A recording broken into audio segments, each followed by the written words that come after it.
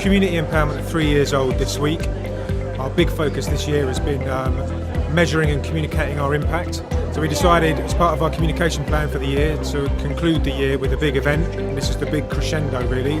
We've invited 20 representatives of partners that we either work with or want to work with from each of our 2 regions. We've invited about 15-20 residents from different communities we've been working with, and we're listening about their stories and their achievements. And then our staff, the community empowerment team, some of our senior managers, directors and board members. So we had 3 keynote speakers this morning. Nick Medhurst, who's the chair of our board, was setting the scene really about how Knightstone are investing in community and individual empowerment services in the age of austerity and in response to recession. We endeavour to treat each one of our resident customers as a unique individual with unique needs, and it is partially our responsibility to help them address those needs. And we are totally committed to doing the very best that we can for our communities where we're invested. Followed by myself talking about the journey that Community Empowerment Service has been on, specifically about our impact, be that social impact or business impact. We're an asset-based community development team. We talk about the potential in our communities, the skills, the aspirations, the needs. Yeah, we look at needs and issues, but we look at the potential of who we're working with all the time. And then David Orr, who's the Chief Executive of the National Housing Federation, he spoke about the role that housing associations have to play in society at the moment, how important it is when money is scarce from the public sector, and how Knightstone are really stepping up and becoming not just good, but a really great landlord. So the great housing associations go way beyond the provision of places for people to live, and understand that at the heart of being great is releasing the potential that is already there in the neighbourhoods and communities where they work. I think this community empowerment event today at Knightstone has been absolutely fantastic.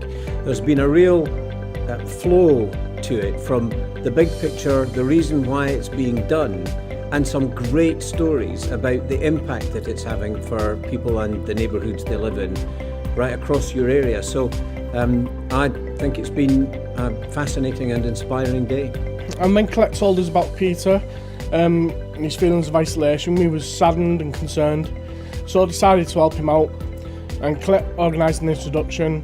I went round, had a few Scrabble games with him, and Richie won, even when he was helping me. This is the old chap himself, Peter. He's preparing to beat me again at Scrabble. We've carried this on once a week.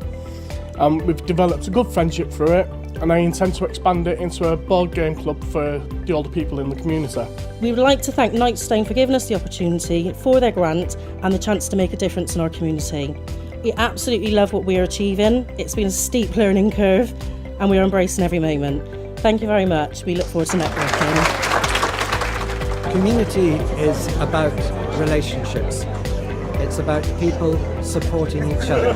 It's about them knowing each other and caring for others who live in their neighbourhood. Today I've learnt a lot. A lot of food for thought, a lot of information for me to take back to the other residents, and plenty of feedback. I think community can mean so much. Community can mean your family, it can mean your friends, it can mean your neighbourhood, and I think community is vital, really, for everybody. Community means to me family, friends and other neighbours getting together, and with organisations as well, and pulling together for mutual benefit. I think to improve communities we need to speak to each other more, to say hello and to notice each other and what else is around us. I believe to improve community we need very much more communication both ways, with residents and with Knightstone. I think the way that we improve communities is by having conversations with the people that live in those communities. They're the experts, they know about their communities.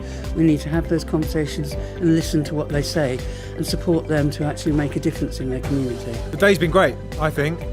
We took a bit of a risk because you never quite know how these things are going to come off. The weather wasn't great and it was a Friday afternoon, and the right people were in the room for the right conversations. I thought the level of questions were fantastic. I thought our residents were the stars of the show, from the 3 communities that we decided to invite our residents to come from to tell their story about.